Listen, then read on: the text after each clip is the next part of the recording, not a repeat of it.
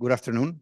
Thanks for coming to this event with the Minister of Finance of Paraguay, Carlos Fernandez. As you know, the Paraguayan economy has experienced consistent growth over the last 2 decades. While it's the 8th largest economy in Latin America, as a significant exporter of agriculture, livestock, and hydropower, which comprise up to 80% of its direct exports, the country is vulnerable to external and extreme shocks. Paraguay has made progress in poverty reduction, an impressive decline between 2003 and 2022 from levels of almost 52% of the population to slightly below 25%. However, according to a 2024 World Bank report, Paraguayans continue to experience persistent issues such as underinvestment in public infrastructure, high unemployment rates for young people, high rates of informality in the labor force, and high vulnerability to the effects of climate change. How is the current Paraguayan administration addressing these issues to continue the country's path to economic stability and social prosperity? We have initiated this conversation with 2 visits from the current president of Paraguay, first when he was campaigning and then after he was inaugurated. And today, we are very fortunate to have with us Carlos Fernandez Valdovinos, who is the current Minister of Finance, and he's going to discuss the current state of economic affairs in Paraguay and the challenges and opportunities that lie ahead. I mean, Carlos Fernandez has been Paraguay Minister of Finance since 2023. Before that, he was the governor of the central bank from, I have it here, 2013 to 2018.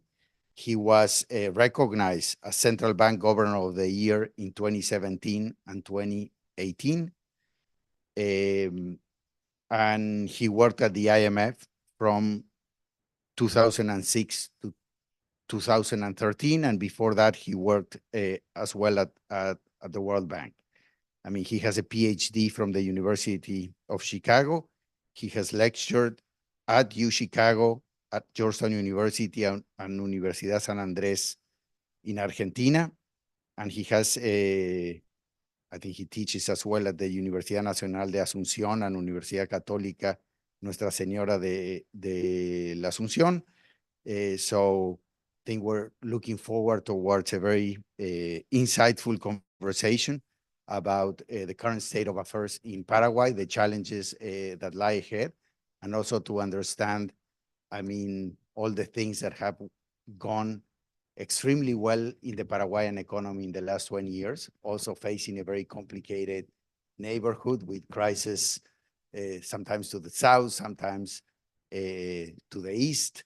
And Paraguay, in the middle of these very volatile currents, has been able to continue in a straight upward line, delivering, I mean, successive and very impressive rates of growth, and I think a very impressive reduction in poverty and improvement in social indicators. So with that, I mean, Minister Fernandez will speak for 25 minutes, and then we will open up to questions, and feel free to discuss, I mean, the state of the Paraguayan economy, but I mean, take advantage of his presence also if you want to also ask, I mean, questions regarding his career throughout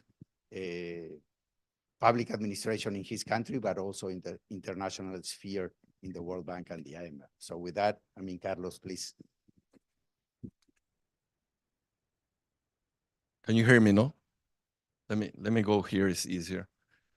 I don't have any presentation because otherwise it's Friday afternoon, so I don't think it's a good idea to start talking in a boring way. You forgot to mention on my CV that you were my boss, so that's the most important part on that. Let me start with some numbers. Debt to GDP, almost 60%. Poverty rate, above 50%. Inflation, 2-digit inflation rate. Selected default on the credit rating by credit rating agencies. And I can continue like that. Depreciation, almost 30% in a year, vis-a-vis the dollar. Am I talking about maybe Argentina, Venezuela?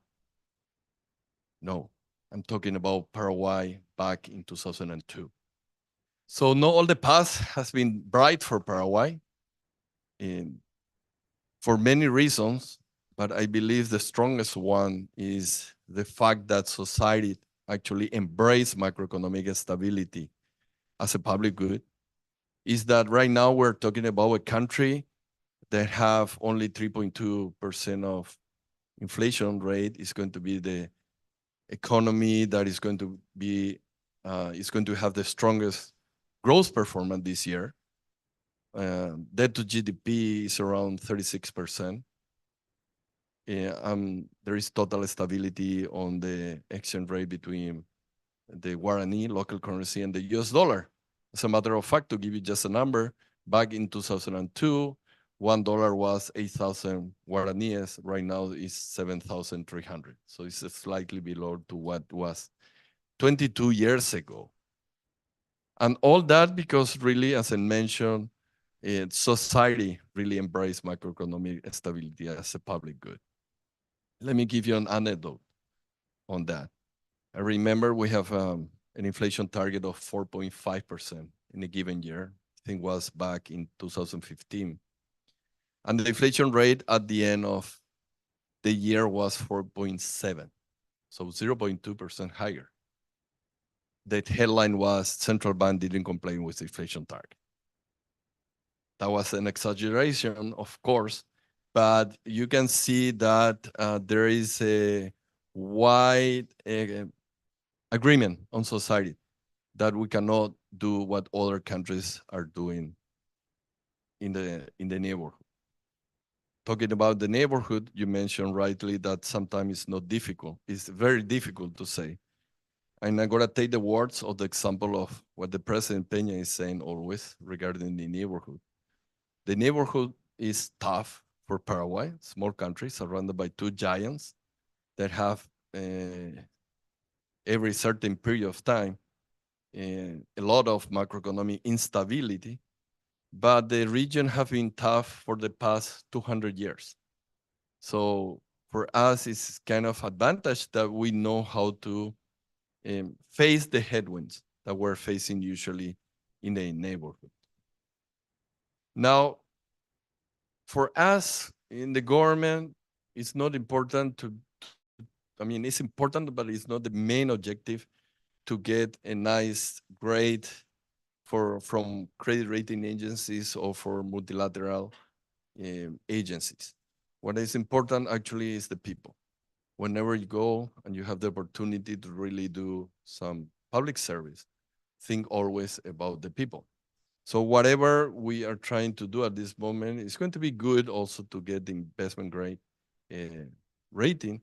But for us, it's important because we're going to be serving really well to those people, especially those who are on a fragile situation, socially and economically. So everything that we're going to be doing during this 5-year period is going to be focused on the people. It's not an easy time. This is a post-pandemic. So we have to really understand the restriction that we can face going forward. For sure, you know President Milei. And for sure, you know the famous phrase, no hay plata.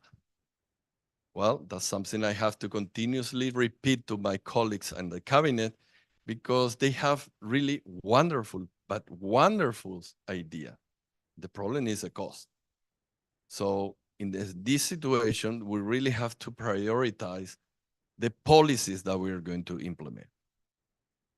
And about all, the President Peña being a former Minister of Finance, he understands very well how important is, okay, let's recover what we have lost recently, that is the fiscal and monetary space that we used during the pandemic or the post-pandemic. So this is a time where we stop thinking about what is urgent, for example, counter-cyclical policies or health policies that were very important and very urgent, during the pandemic times. And right now we have the luxury to start thinking and start acting, especially on the medium term. We can think about structural changes in the economy. That is going to be important, and that is the focus of the current administration, on top of what is going to be recover the macroeconomic space to do sometimes some macroeconomic countercyclical policy, because we are always subject to a shock. Now, our view is that, yes, the public sector could be useful, especially in doing some countercyclical policy, but to get sustainable growth rate, you need private sector participation. That's for sure. I always mention that the policies is like, well, like that chair with 4 legs, and you have the legs of monetary, fiscal, exchange rate, and financial policies. On top of that is you can sit comfortable. If one of those policies fail, then it's not going to be comfortable to be sitting over there, and you can fall on the floor. So for us, it's important to keep those 4 legs strong. And on top of the chair, then we can start building the economy. And the economy for us is going to be built by the private sector. Yes, we are sometimes, or some people, especially politicians, always think about next election and not next generation. But we really believe that it's going to be the private sector who is going to be the main engine of growth going forward. We can do some stuff, but we have to know where is going to be that we're going to put the money, the scarce money that we have at this moment. And for that, the president has defined 4 areas: health, education, security, and the social safety net. So going forward, those are going to be the priority for the money that we have collecting taxes. Now, going forward, we are thinking about being something else than what Alejandro mentioned. I always say during seminars or in my classes at Chicago, well, I am a so-so economist, but if I tried to play soccer, I would have been much awful than being an economist. So God gave us a lot of water, a very fertile land. And for that reason, we are and will continue to be a country that will contribute to food security in the world, because we're producing a lot of food for the world. We are producing more than what we consume. We're exporters. Now, that is something that could be the base for our economy, but that is not going to be the end of our economy. We're thinking about presenting Paraguay as a country that is something else than just the country that helps to secure food security in the world. That for sure we will continue to do that. Therefore, we were thinking about, well, what to do. You may know what is Itaipu. And Itaipu is the largest hydroelectric dam, the largest generator in the world of clean and renewable energy. As a matter of fact, when I go to seminars or at the table with many people, I say, well, Paraguay refused to do the green transition on electricity. And everyone start looking at me saying, this guy, what is this guy? He's crazy. Why he's talking about like that? And then after that, I say, well, I refuse to do a transition because at this point in time, we already produce 100% of our electricity by means of clean and renewable energy produced by Itaipu, Yacyretá, and Nacaragua. So that means that Paraguay is 2050. Some people want to reach that level by 2050, but from now, we are there, 2050. Okay, 2 things then: food security, clean and renewable energy. Still not enough for my country. So when discussing what is the view of the country we want to have, of the economy we want to have, is, okay, let's do something that will complement both stuff and try to present Paraguay with something else. And we start talking about something that probably is not well known, and what we call the Green Paraguay. What's Green Paraguay? Well, Green Paraguay is an effort to position Paraguay as a country that is going to be a showcase for sustainable in all the sense, on the macroeconomic point of view, on the environmentally point of view, a country that is going to have sustainable growth rates in the future, a strong and sustainable growth rate. Yesterday, we have a seminar at the IMF where I was talking in that seminar. The name was Paraguay from Macroeconomic Stability to Green Growth Rate, because I was explaining the plans that we have. It's only important to get some economic diversification. So we look at the matrix, study, and say, okay, we have water. We have also energy, because we have excess energy. We are actually the largest electricity exporter of the world. And with the combination of that, we can do something that is called green hydrogen. Green hydrogen. Because we're happy, but we're not totally happy with the fact that we have Itaipu. Itaipu someday is going to, due to domestic consumption, we are going to finish or end the excess energy. So we're thinking about using that in order to produce green hydrogen. Okay, that's good, but that's costly. You cannot use it as a fuel substitute today because it's very expensive. Fossil fuel is still cheaper than green hydrogen, and the transportation cost is very high. So what to do with the green hydrogen? Well, we can do something that is going to have a large demand in Paraguay and in the region, and that is green fertilizer. You combine green hydrogen with ammoniac, urea, I believe that is the name, and then you get the green fertilizers. And you know, Paraguay is a producer of food security, of food. Bolivia also, Brazil also, Argentina. So it's much cheaper to produce their fertilizer than to try to bring in from Russia and Ukraine, that right now they're under war. So we were successful. Right now there are some investment going there. The largest one is a British company, Atom, who is investing at this moment 400 in a factory for green fertilizer, and the value of the investment is around $400 million. So that is a way for Paraguay to really start diversifying the economy and using all the assets that we do have. Also, we have corn, we have soybean. Well, what to do with that?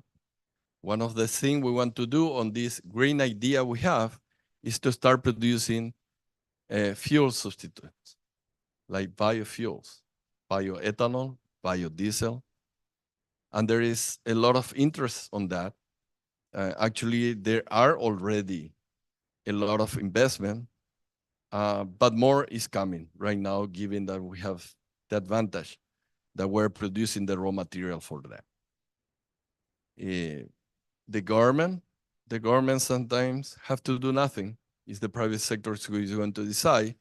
But one way that how we had helped the private sector on this particular area was that we have increased from 3% to 5% the mandatory mix between bioethanol with the regular fuel, and biodiesel also, by the way.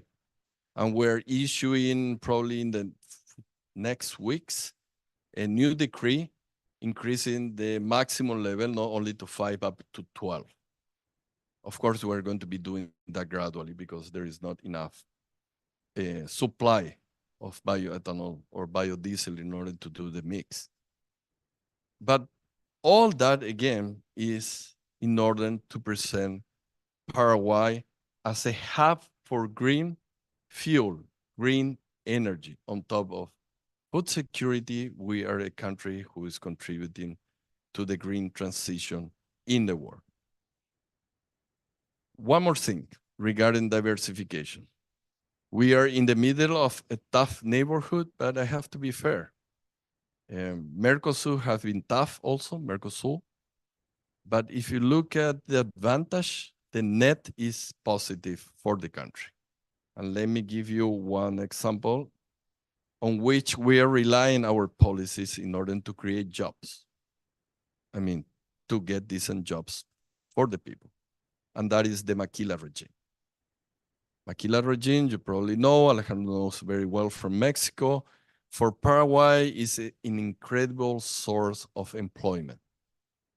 And there is one tariff producing there, not tariff, one tax, it's a 1% tax, but they have to put the people who is working there on the social security contribution. The law is from the beginning of the 2000, but never actually started. In 2013, I was then governor of the central bank. There was another minister of economy and finance, and we started to go to Brazil and start promoting this regime. 20 years, and 10 years after that, the total export on the maquila sector is around 8% of total export from Paraguay.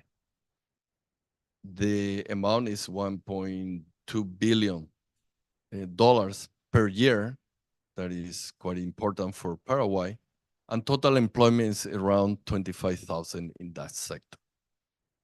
There you can find factories producing textiles, shoes, plastic, pharmaceuticals even. So thanks to Mercosur, is that we're having access to the Brazilian market. When we were there, when we went there in order to promote Paraguay as a hub of production for Brazil, we said to them, listen, this has to be a win-win situation. And how is that?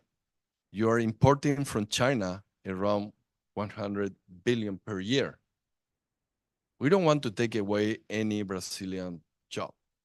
We just want to substitute whatever you're importing from China.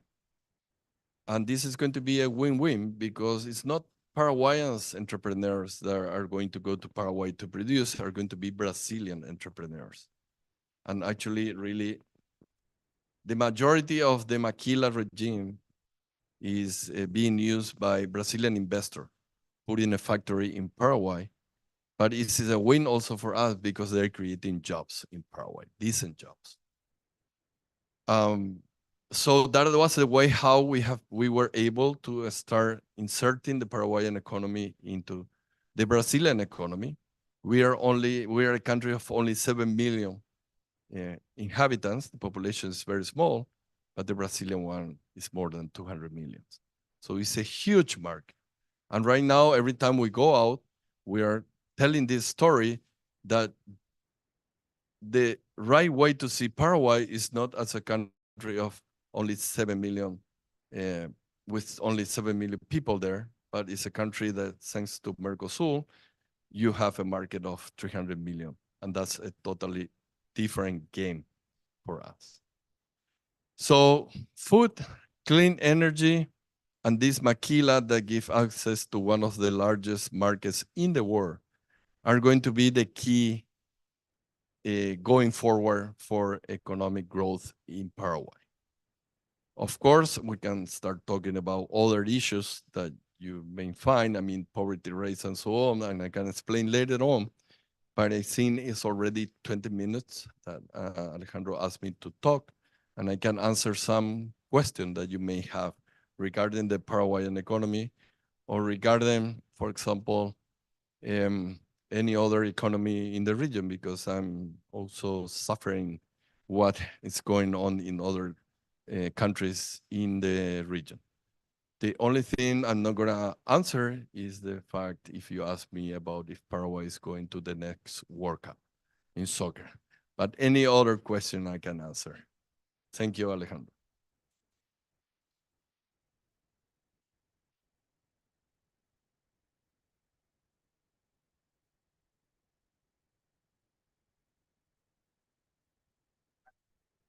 I mean, it's very impressive. I mean, the way you started with where your country was 20 something years ago and where you are today.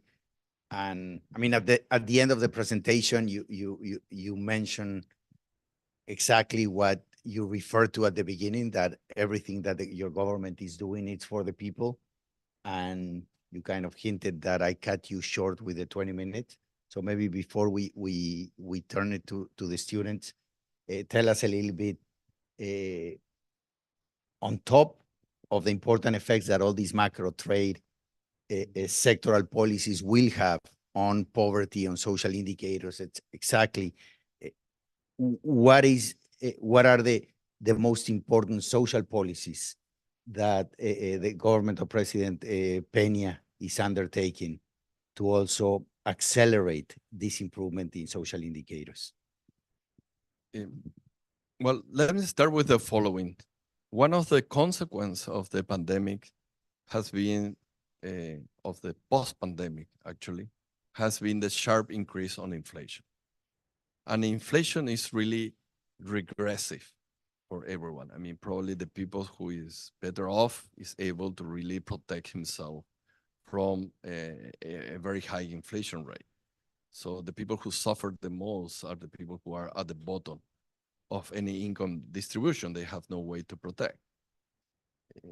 Of course, Paraguay is not like some countries in the neighborhood. We don't have any history of hyperinflation. And as a matter of fact, in October last year, we celebrate the 80th anniversary of our national currency, so 80. So this is a long time. That's it. We have a long commitment for macroeconomic stability or monetary stability in that sense. And as I mentioned before, 0.2% higher inflation could be a headline in the newspaper. So imagine how the people started to feel when inflation, total inflation was 11.2% back in 2022, of which inflation on food, that is the most important thing for those who are at or near the poverty levels, was around 20% year on year.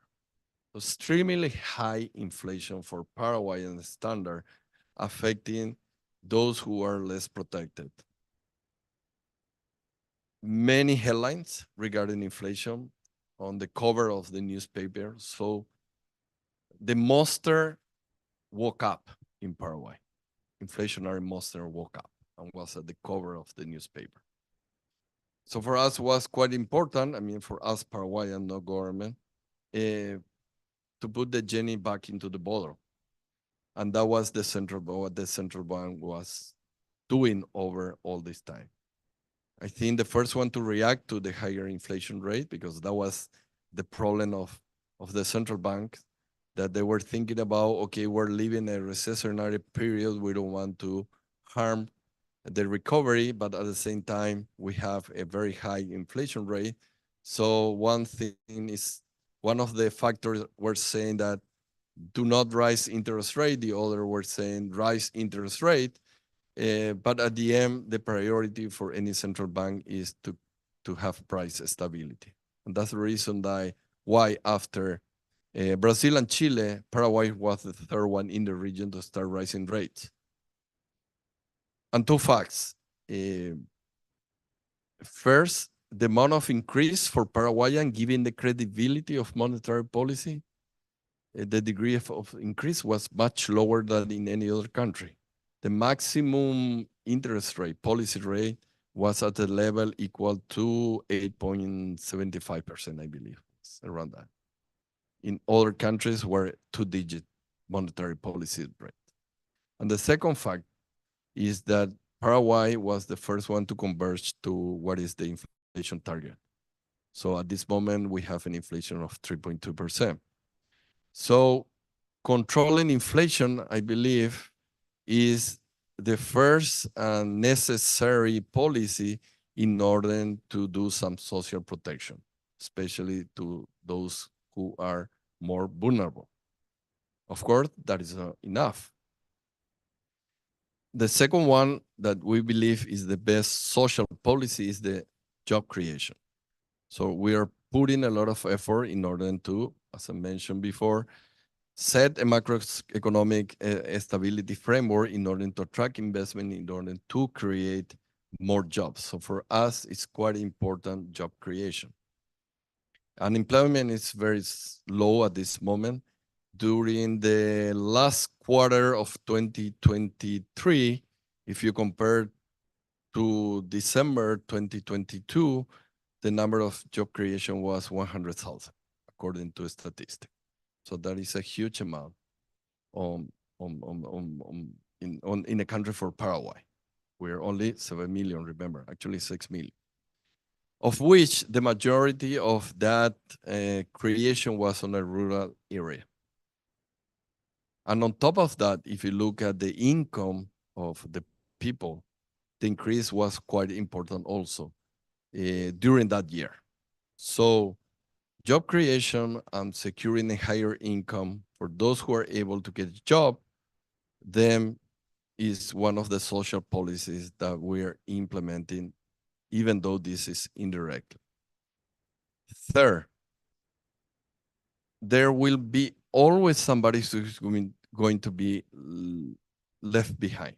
It's impossible to raise everyone only with job creation. And for that, you have social policies.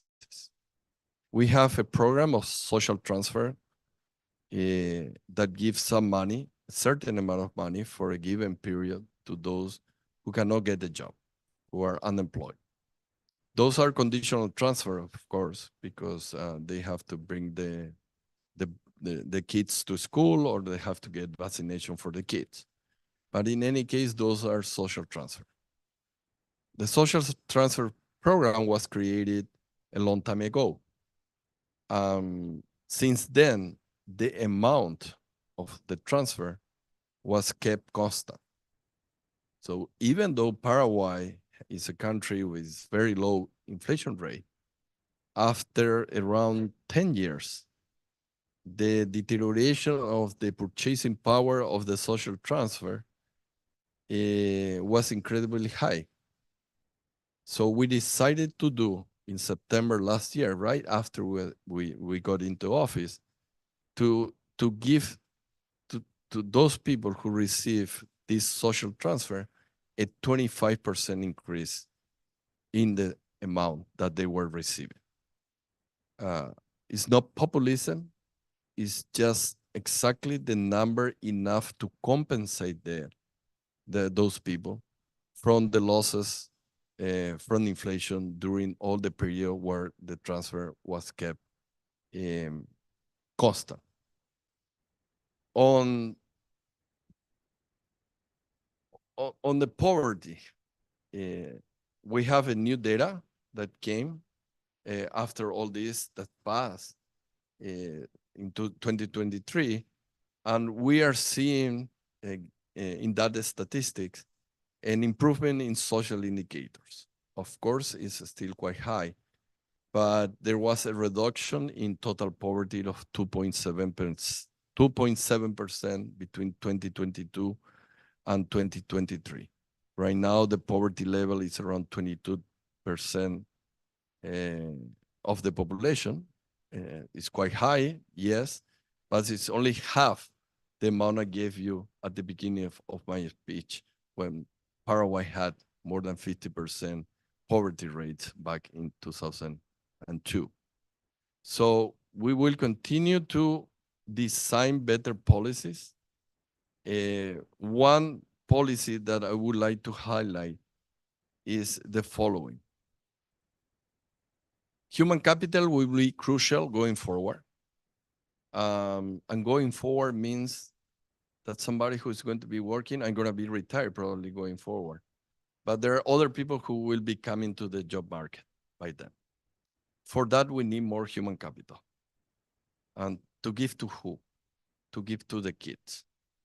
So the last program that the government has launched is a program that will use transfer from Itaipu that is going to the government in order to secure for all the kids food at the beginning of the day, at lunch, and in the afternoon, because there is no way that a kid can learn if they are hungry, and we need to secure.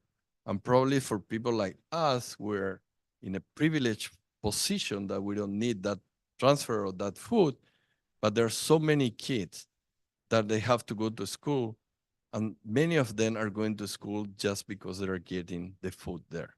They cannot afford to get a food at home. So we are setting aside those funds coming from Itaipu and use it to guarantee 100% coverage of that program to all the kids. Previously, we had the same program only for the afternoon or only for lunch. Right now, it's going to be 3 different meals during the day. And the coverage will really improve, because the coverage in the previous program was only 5% of all the kids. Too low to have an impact. So right now we have more resources. Of course, that have to be managed in a transparent way, in an honest way, with no corruption. And we're trying to reach actually those who are going to be in the labor force, in the future. That will allow really the economy to really start increasing based more on the labor force than in any other factor for economic growth. That's pretty impressive. One question, just a clarification for those of us that we don't know. A public school, let's say primary public school in Paraguay, it's morning and afternoon. So you give the 3 meals, and also Depends on the school. okay, Depends on the school. Some of them are doble escolaridad. Okay. I have no idea how to translate that, but anyway, some of them. But you guarantee the 3 of meals if you have doble escolaridad. no, because I was thinking in terms of gender issues. I mean, if you have this doble escolaridad, it's pretty important for the mothers to be able to have a full-time job, no? And in that sense, if you're able to increase the percentage of kids that are a doble jornada, then also that significant, I mean, it's a pretty important policy to reduce the gender gap and participation differentials, etc. No? Very interesting. So let's turn to the students. I mean, here on the back.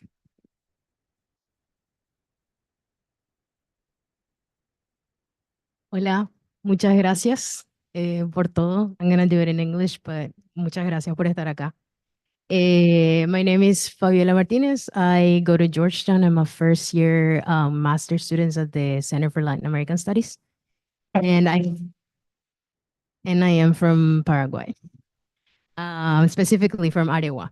So I'm gonna talk a little long, not just make a question because it's a conversation.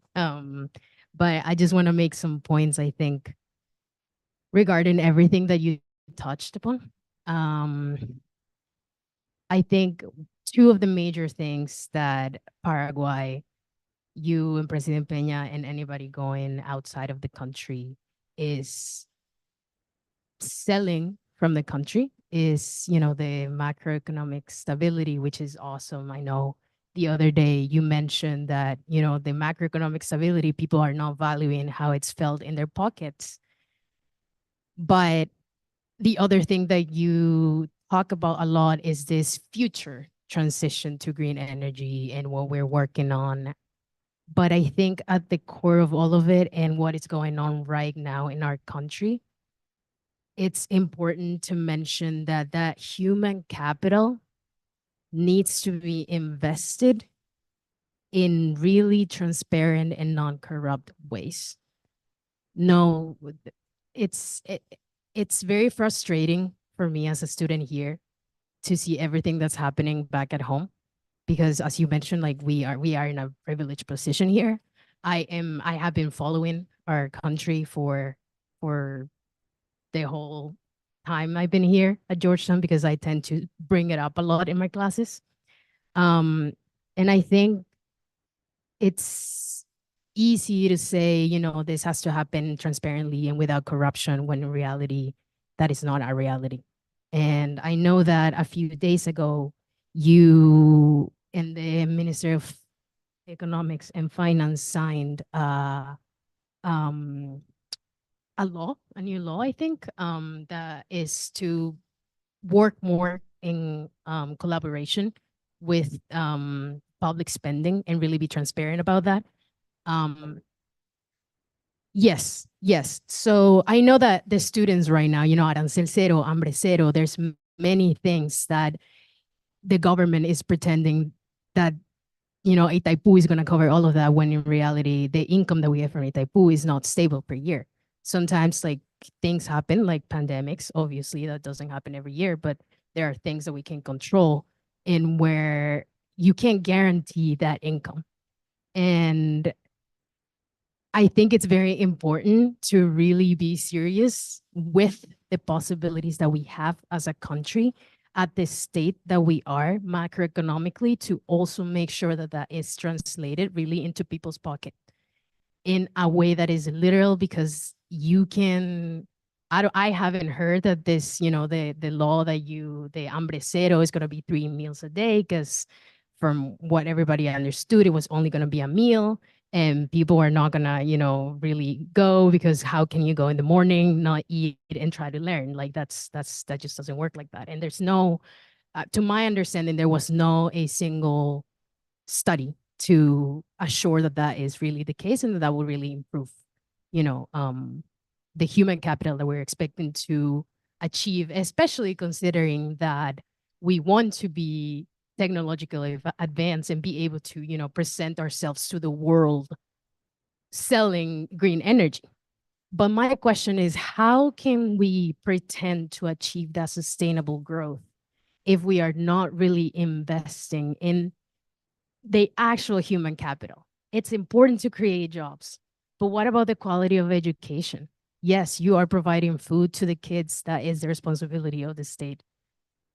But you need to also give people the actual tools and work collaboratively, I think, with the other ministries, like the Ministry of Education, to actually make concrete structural changes to the way that our system works. Because if we just pretend to keep the same thing in place, then what are we going to do? We can use what we have, but we need to build on them.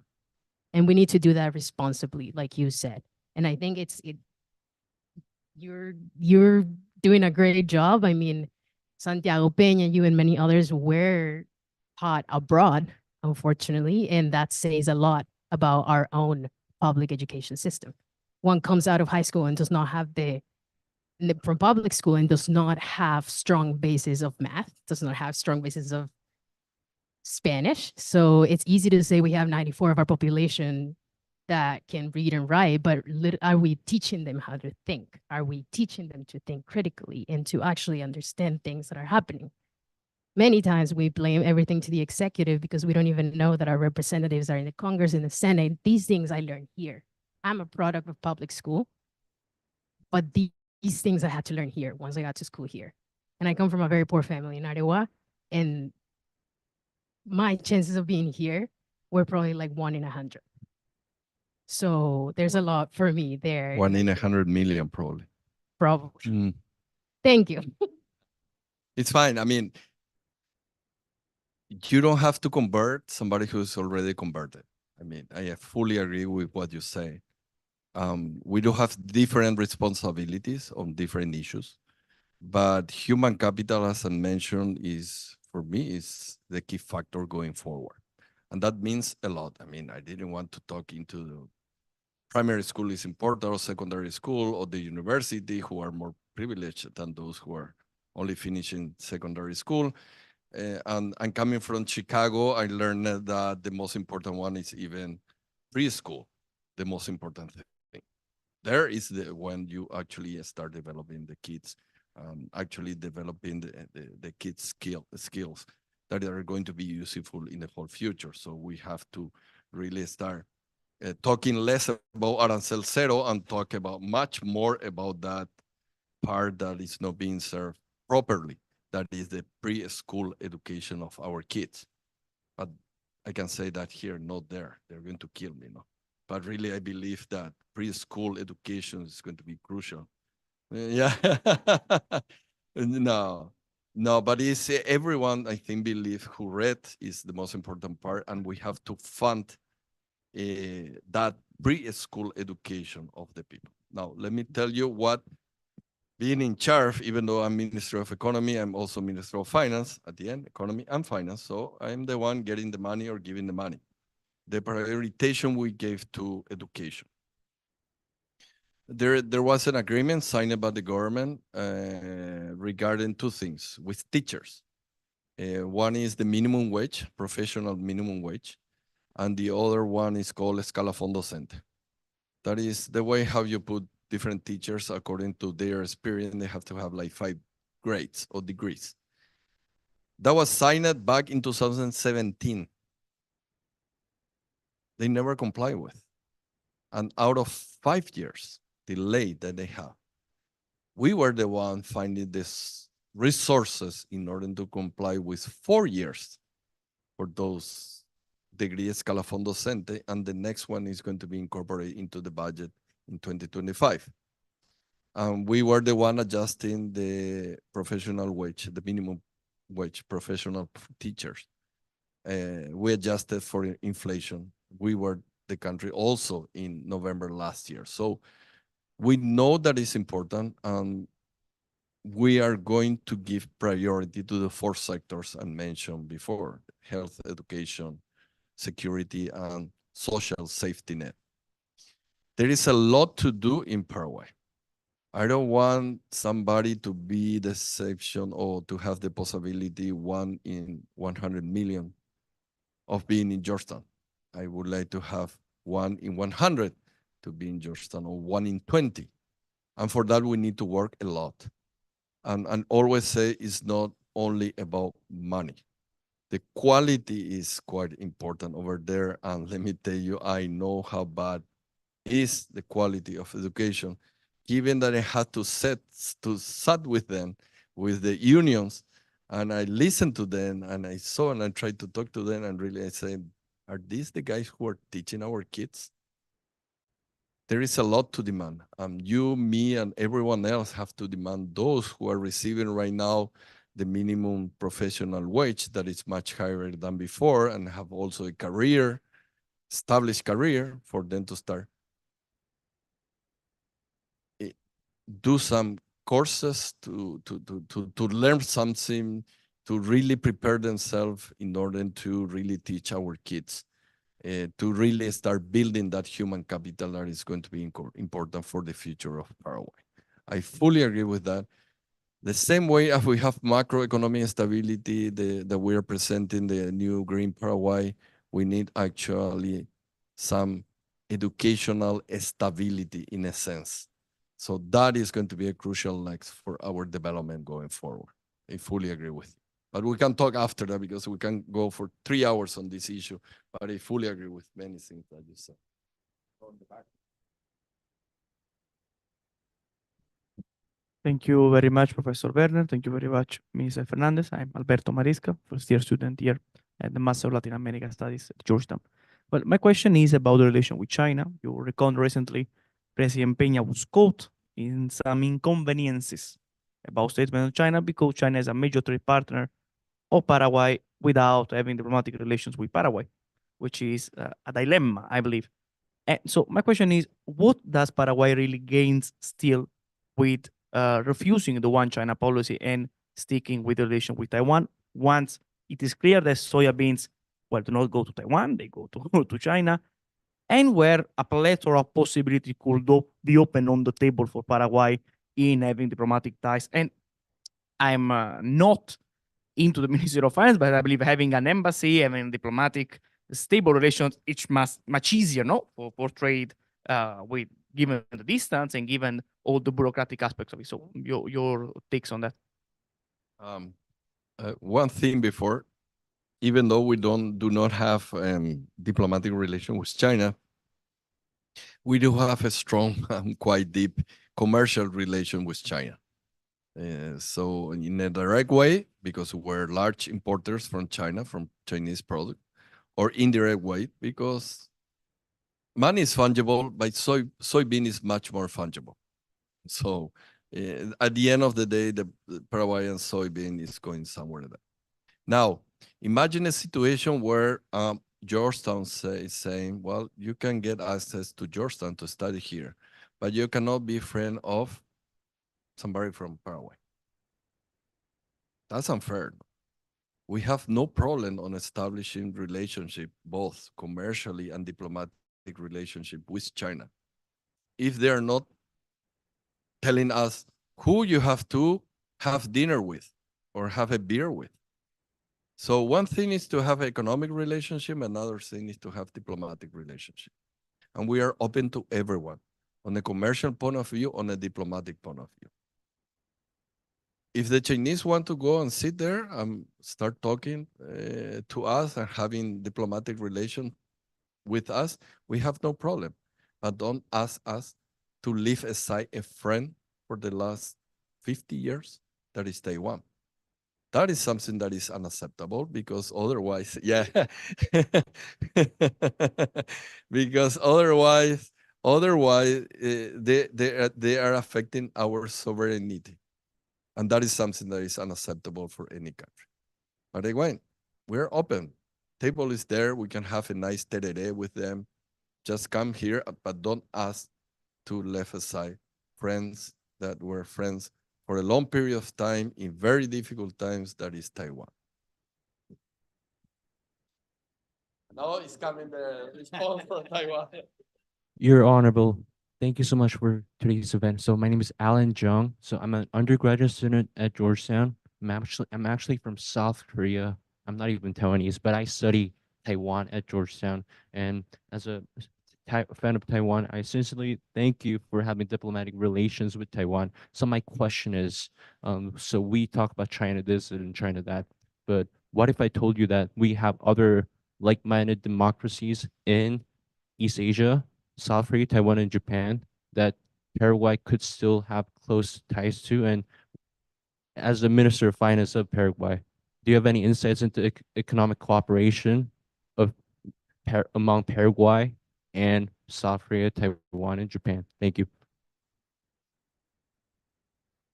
We do have strong relationship, also diplomatic relationship. Economic, I would like to have more with Japan and also South Korea. From Japan, we have a large immigration back. How many? The ambassador is there. All these questions, he has to be answering all these. The Nikkei's, who is a large amount of Japanese who went there to Paraguay, I don't know, more than 50 years, because there is a book, 50 years of immigration for Japan. And also from South Korea, when South Korea was not this South Korea was the North Korea, actually, more similar to North Korea. We have a lot of immigration also from Korea. In both cases, we are having very good diplomatic relationship. And actually, talking about Mercosur, given that the European Union, they don't want to eat our beef, we are trying to actually go there and offer the best beef in the world, both to South Korea and Japan. So the next target, at least for Paraguayan beef, given that we have opened, at least for a while, the US market, the next step are to open the beef markets from South Korea and from Japan. There is a lot of possibility of doing trade with both countries. We are far away, but doesn't matter. I believe we can really have deeper economic relationship with both of them, South Korea and Japan. Yeah. One of the largest website in South Korea is actually headquartered in Paraguay, Anuncion. Yeah, it's called Namu Wiki. I just want to let that sink in.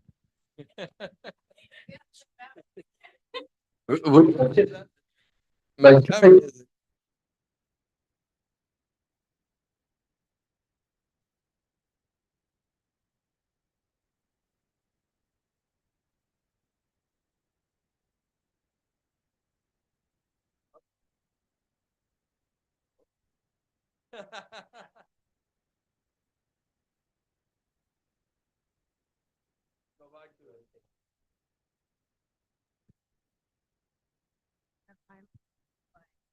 I wanted to ask, now that you're mentioning trade, on the last time I heard, the U.S. was not really gonna continue with the trade. Right, which I see this is the first time that it's coming here to listen to me. s- The ambassador and all, I mean, the private sector plus the government are trying to do something in order for the House of Representatives not to really sanction the initiative that started in the same thing Senate. they're claiming from the European Union, basically, not for us to export our Exactly. things. But So in that case, like, what could you talk? Sorry, could you talk about um the position that Paraguay will take, given that the European market is being very protectionist per usual, Okay. and not really like opening up My- because of reasons that are not real. my first trip outside Paraguay after I started the office, I think was September or October, I don't remember. I went to Spain, and there a newspaper was. I was given an interview to a newspaper. At the time, was the agreement between European Union and Mercosur was still a possibility, even though we were very skeptical on that. Really, Lula was more optimistic on that. We were very skeptical. And I mentioned there, and that was the headline: if Europe doesn't take its plate, somebody else will do it. So if Europe doesn't want to sit with us, or eat our beef, or uh, buy our soybeans, somebody else will do it.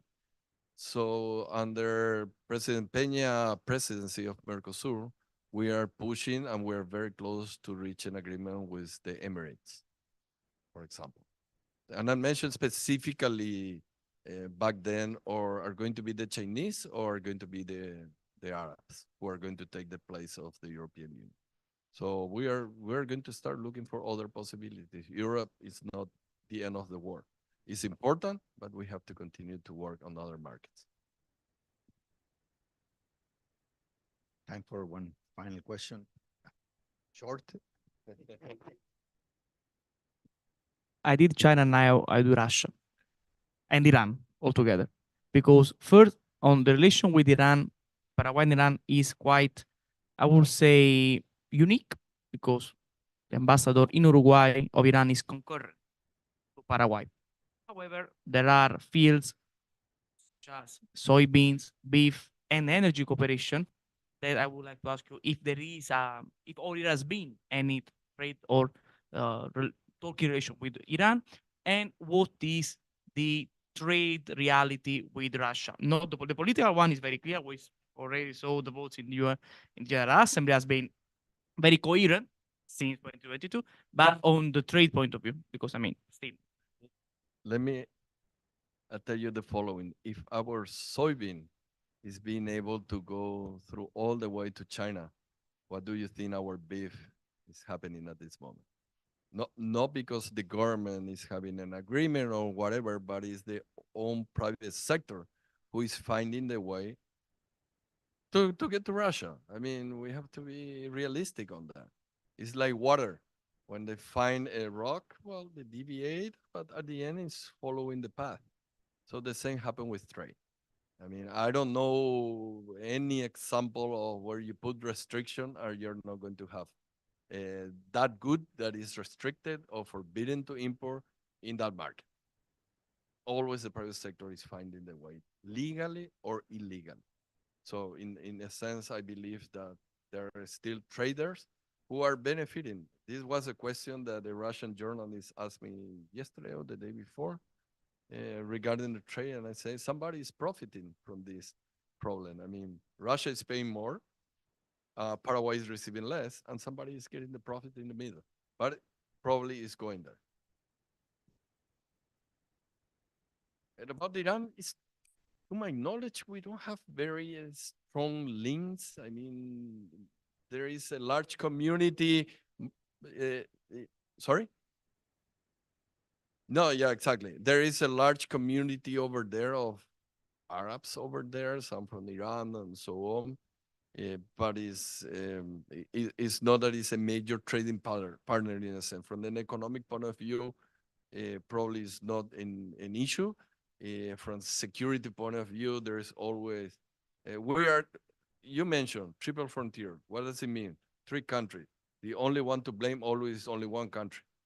I mean, it cannot be like that. I mean, we are triple frontier. You have to blame the 3 of them.